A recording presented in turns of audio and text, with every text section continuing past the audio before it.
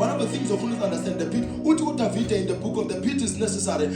Psalms 40 verse number 2. He said, He brought me up and out of the horrible pit. Who should have it in the book of Psalms chapter number 40? One keeper from the horrible pit. But Benaiah never waited for the exemption of the Lord. He acted while he was confined. David prayed for God to take him out of the pit, but Benaiah fought while he was in the pit. Some of you are waiting for God to lift you up so that you are in a leadership position. Before you execute whatever you have to execute, you are slowing yourself down. We are like Benaiah. We execute while we are inside confinement. We execute while we are going to agukorai.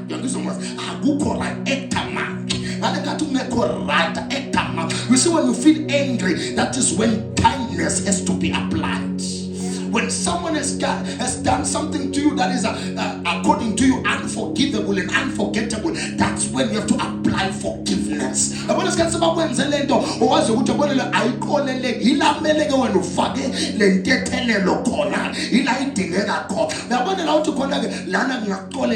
It's not necessary.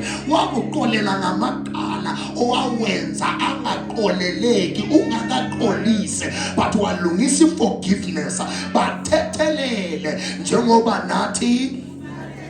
That's tetelele njengoba nathi sibatetele. I want you to understand ukuthi if forgiveness asifaki la sibona ku plausible khona, or la sibona ku right khona, or la sibona ku convenient khona, sifaka even when it is in spaces of inconvenience.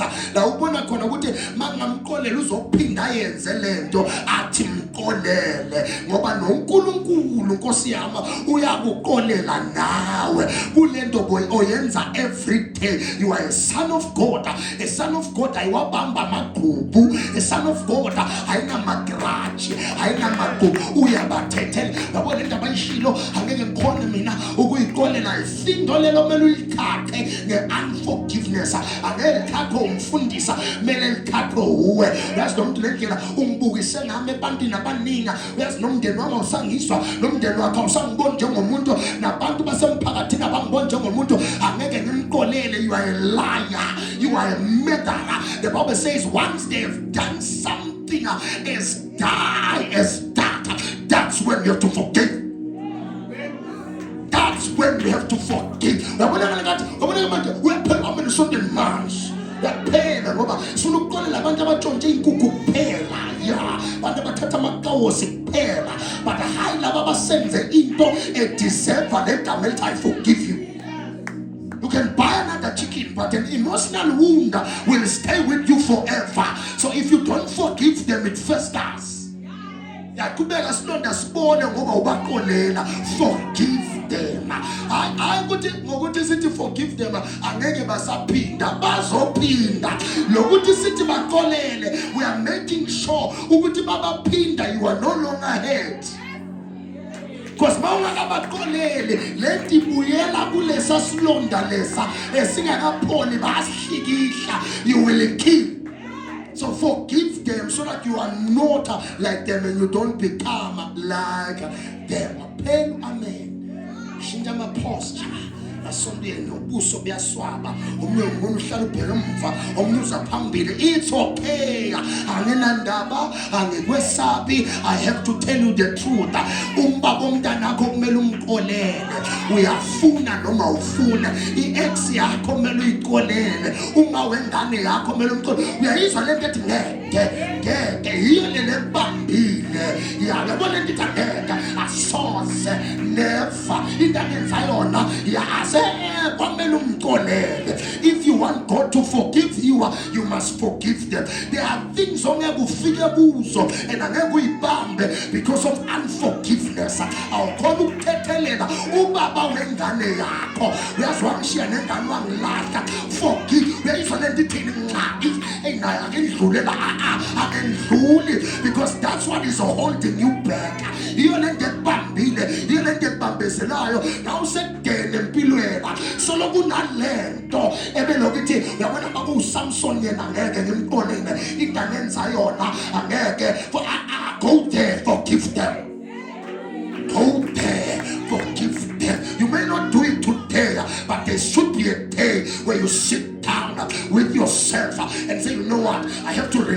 person yena wangilimaza, yena wangimoshela izinto, wangimoshela ubushabama, but I have to forgive them.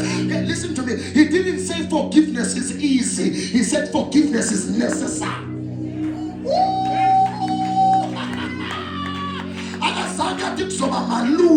He said it is necessary. Yabona kunokudla esikudlayo okungekho mnandi kodwa kuyadingeka emzimbeni. Akukho mna, alikho iphilisi elimnandi. Lonke iphilisi limbi noma lehla lawo yezwa nawe ukuthi hayi khona awukho umuthi omnandi noma uthatha nesipuna but uyaphilisa noma ungekho mnandi. Forgiveness is like a red pill that is hard to swallow, but you need it to survive. That's your prophet now. That's your prophet. That's your father telling you, forgive them. Whereas good man go about calling them a caution, but no about calling just bakumbul. Nana banja bang motion abang limbas empilweni kufuna ngizenqabane or ngibona umbamenza something bese ngiyakhumbula ngoba lento angisayikhumbule engqondweni yami, but once I forgive them ngiyazihambela. Abanthandaza msheshe uqede. Why ngoba manthandaza God will vindicate you. Bawuthandaza uJehova uyoveza lo muntu okulimazile uthi wena kafe athi no ngithethelele. Lazo Jehova ukathi akuqolele umthakathi nimbambe ngaphandle athi mfowethu ngixolele ngoba nawe I caught you in sin and I had to forgive you. Nimthole ngaphandle, uyanizwa manje, nimthole ngaphandle phakatha sekufe 3 wabantwana ekhaya or bantu ekhaya athi baba ya ake sewumthethelele. Uthi wena ngeke ya ihlongehlo akahambe ukathi uyawuthandaza lo mthandazo lokuphela 5 years angafi. Yabona umuntu bamthandaza ukuthi akahamba angahambi, it is God telling you that this one will not die, they have to repent. Nina inkinga yenu ukuthi nishunywa lo mfundisi Nkosi yami ongakake wanhlupha ePaul. You see, encwadini yaMark chapter number 5 iBhayibheli lithi uJesu wathandazela indoda ebeyihluphe emphakathini yaze yaboshwa yayobekwa emathuneni. Yangizwa Moses kuthiwa nabayifasa yayidabula intambi bashayi. Lithi iBhayibheli uJesu wayithandazela, uyasigqoka kahle, yasikwazi ukushumayela. uJesu ayithintile wathi ahambe yoshumayela kunabantu ebalimazile. Ifaith bakumabuza siyibona ngomuntu othi makalimazile Paul abuye eme phambi kwenu athethelelwe izono, anishumayele ngoJesu othethelele yena izono. Umuntu okwabamba inkunzi bababuye kusasa athi Yesu khona othethelelanayo uJesu igama la. Wena usabamba amadubo waboshwa yena kodwa waphuma ngebheka, bathatha ubaba ngizosebenzisa yena ngizofaka yena. Wathi lo baba ufuna ukuhamba noJesu, wathi uJesu angihambi nawe, sala kulabantu abangangifuni mina kodwa bazokuvuma wena. So if you can't forgive now, what are you going to do with someone owakshaya ngestina wakhulela isintombi yakho wasiyayishada? Uyakuzwa mos sasa bese uyakushumayela uyowenza njani? Kuthi wesubmit under that same person owabhidliza umshado wakho, wadivorsa, wasushada nalo muntu wakho, bese beza bayokabaphathi kumele bashumayele ngoba uJesu wabathethelele. Uyowenza njani? Uyabona amagubu ke fundise namhlanje uthi yazini ukubamba amagubu kufa wena. It was Nelson Mandela that said if you have unforgiveness in your heart, it's like drinking poison and expecting the next person to die. Anege afe ufa wena every day. You can't pray properly, you can't praise God properly, you can't worship God properly. Why? The shadows of the things they did to you but for them to pass and never come back so that you see the glory of the Lord, forgive them.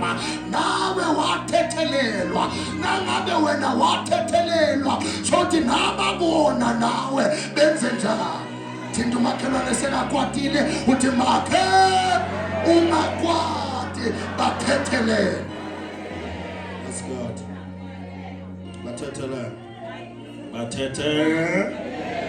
That's God. Execute while you are inside confinement. While you are inside confinement.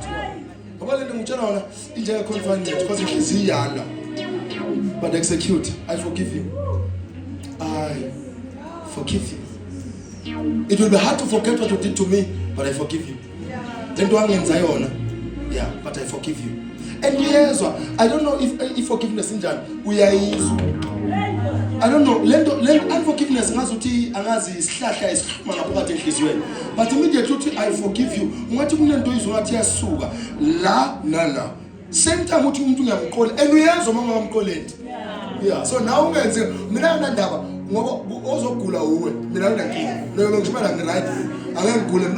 unforgiveness. We are both at deliverance every day. But let I think deliverance. Forgive. Once you have and full call. Keep a land to call us over right. Never push a man to call them after went for leader who pop up public.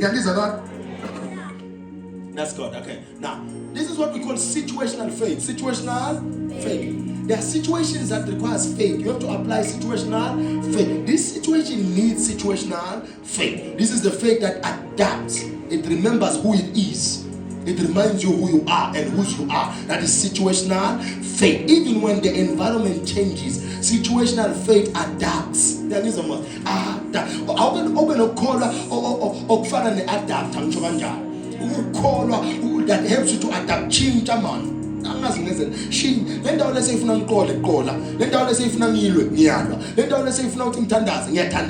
the faith what we call the faith that we call situational faith. Situational limitations will always be there. Remember Genesis chapter number 37 verse number 24. That's the pit of rejection. That's the pit of betrayal. But Joseph is the same person that said, you meant it for evil, but God meant it for good. That is Genesis 50 verse number 20. You meant it for evil, but God meant it for good. You can't see the goodness in the betrayal unless you forgive. You can't see the goodness in rejection until or unless you start forgiving. Ujoseph wabaxolela waso uNkulunkulu yamembulela ukuthi phela kuba bakwenzanga lokho ngaba uzange kuba igovernor eGibhithe. So certain positions requires the pit. So the pit is more like a qualifier, a striker, so that you go up there, a strike actually, so that you go up there to govern. If you want to lead, you must know that you must conquer the pit of rejection before you govern in Egypt. So if you want to govern in foreign lands and funa le pit yala Paula when we is in Paula. Yeah, rejection because Paula was rejected. Funa bag reject Paula bag betray Paula until you go to a place that's where you will govern. But funa betray bandabala. Futhi mase ugovern le ungabi nabantu base Paula while when I saw him mayor say with bank. Because God can make you mayor with bank. With better. I was a mayor. But when I just because of one or two people, if Paula say fella in, when I say what cancel, then I was personality. Jeremiah, Bible, Jeremiah 38 verse number 6. In a cistern that had mud. That had what? Mud. He was sinking. That is prophetic isolation. That's the pit. Prophetic isolation. No, although he was sinking, but he didn't alter his message. I always tell people, even when you are going down, mina ngabachela baba sebankombeke spam batsheliwe ukuthi bazongibulala bathi ubani umfundisi ngathi ningamdubula baba mahlanga akayena umfundisi yimi umfundisi obeka imvuselelo ngale nangifa ngife namhlanje. If I die, I die. But let no one die in my space. Because I'm a man of God. No, I am a man of God. Even at gunpoint, I told people I am a man of God. I'm a child of God. Even when there is a gun over my head. That's how I am. I know some of you, I'm a Christian even at gunpoint. Your faith must be tested to that level. ukukholwa kwakho ufuna kube tested kule level leyo. Abantu besibabuza ukuthi uyiyo lento othi uyiyo na, uzubatshele ngiyiyo, bathi sithumela ukuzobulala umuntu onjengawo. Uthi akunandaba, if I die, I shouldn't die after I've stripped my title. No, I must die with my crown. That's a Christian. That's a Christian. Nami ngigraze abantu abanjalo. And ngiyambona ukuthi noma ngishumayela mina, angishumayela into engakayiphivi in most cases. Ngishumayela into engiyaziyo ukuthi possible. Impossible. So now you can stand and say, I am a Christian. I am a what? That's God. You must learn that your convictions must outlive your confinement. I want to call beyond the confinement. Call beyond any confinement. As long as you keep call over. As long as you keep on the journey. Mina noma bangithembisa 20 million, but angambe ngiyo-actor online, ngiyo-actor as a rich man that is dating a male. Mina, even if we're not going to kiss, even if we're not going to hug and hold hands, ngiyowazi wena ukuthi umfazi wami, even if kuyothiwa umfazi wami oyindoda, no. Noma ngithembisa 20 billion, no, I'm not going there. No, but I am a short layer, they are still abazalwane, but we are acting, but isithombe sakho. Simendela usenzo no Jason Tina siyabazi. Simela, these people are married right now. Abayibakona, they are dating, they have wives and children. But Tina says usenzo no bani, not Jason. These people said yes to an act and a script that was nonsensical. That was nonsensical. They introduced this nonsense in South Africa. Yes, young lento over generation senzo, not Jason, senzo, not Jason. It was an act, but then they hamba go for the rest of their life. Oh, no. Even if we ask lento lena ngihluphekile ngifuna imali kodwa ngeke ngiyi-actele role, I can't do this. Because it means I'm compromising my culture and my religion. Uyilwele into ibona ukuthi lento lena seyangikhipha ekubeni umuntu kaNkulunkulu nomntana kabani kaNkulunkulu. Don't change your mind because you have seen money. Don't change your mind because you have seen money. Imali comes and goes. Imali yahamba. Kodwa ukudenounce uNkulunkulu last forever. Last forever. Ngiyoganga bese ngiyaphenduka. Hey, khona la ungasabuyi khona. I can't lie to you. Khona uyabona nje wa denounce uJehova akusabuyeki. That is why Satan is kunzima ukuthi babuye emuva noma babuye ngapha solo babambekile ngale, because they have denounced God. They have denounced God. They have denounced God. Daniel entered the den, and he's almost the lion's den in Daniel chapter number 6, actually verses number 16. That was a political sabotage. Political sabotage. Daniel chapter number 6 nje sitshela ngo Daniel akakhulu ngayo Daniel fasting yakhe okakwenzayo nokuba kwakhe as distinguish, asihlukanise, angavumi ukukhonza okunye but abambelele kokunye. That's one of the most important things as a Christian. Funa ukwazi lokho ukuthi kumqoka lokusihlukanisa while we're in a particular place. Kubonakala ukuthi lo muntu usithembiso ehlukile, bakhona esibaziyo la msebenzi kodwa kunento ehlukile ngasithembiso. Ngiyangizwa mose. That's what is important. That is what is him. Thank you, Father, for hearing me pray. You are God above everything. You are God above everything.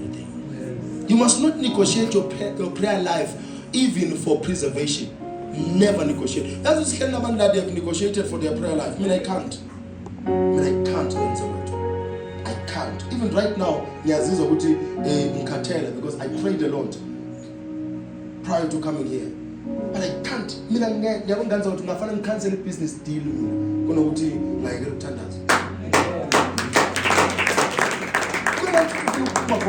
Lento yabuyo inamandla futhi yokufaka imali eningi kodwa athi umuntu akuzesihlale esikhuluma, because in most cases God will summon you when life is also summoning you somewhere else and you're about to receive something that is productive. Wathi baba awuhlalela standards manje, because ufuna ukutesta ukuthi yini emqoka between imali nayo. And it's a student of Muslim on a Friday, busy Friday, no matter a month end, they shut down the shop and they go to talk to their father. Then they cut no bani but a stall. Now, no matter why they are going to church. That's what God is testing. Sometimes He will test. Actually, He will test you with the decision. I want to listen in there. How I don't test a man. So it's not only like prayer. Atumundu is allowed to 10,000. Omnu will cancel. Uguze Sunday. Ayogolala no muntu. abuye ne-10,000, abuye ne-STI, abuye ne-STD, sexually transmitted infections, sexually transmitted demon. Le 10,000 uyoba isebenzisa ukunesa lezi zinto lezi. Within 1 month 10,000 iphelile, but le nto bengazoyithola all night prayer, it was going to last forever.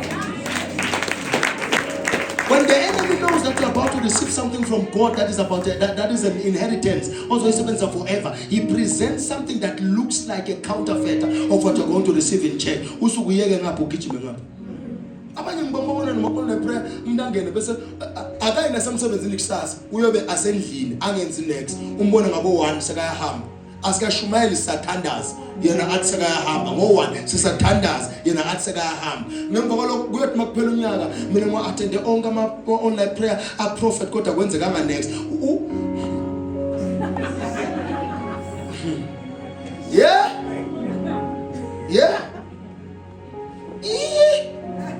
ngizokuvukela inkampu uattende yipi omunye kuthiwa as-attend ama-online prayer yena ufika uma sekuzoshumayela uprofethi ngo-12 afike yena nakhona ufuna ukwehlala phambili mase kuprofethi ufuna ukuprofethwa prophesy man of God me ngiyakubiza mina kube kusanda hamba uhlala phansi because when I can send someone who has been sought from 8 up until 12 uyamuzwa umuntu bekahlabela bekadansa le atmosphere yakhe i-ready to receive from the prophet. From the what? From the prophet. No muntu ofika manje mbo uyabanda unuka ipapa unuka inyama uqeda kuyodla yakiza muzi uza la sikhohlakala somuntu. Help me man of God bowulele nje ngusizana so ufika ngo11 ngahlala kuphi ngahlala la ngahlala yibo abantu besibasihluphela ngo-online prayer bafika na late thina sifika lapha sithandazela indawo bona bafika late sebabanda bathi kuyadlalwa la ngoba nisibona sesihleli phansi siyadlala ngoba nisibona akufike nathi uqale nathi uzosibona ukuthi asidlala siyasebenza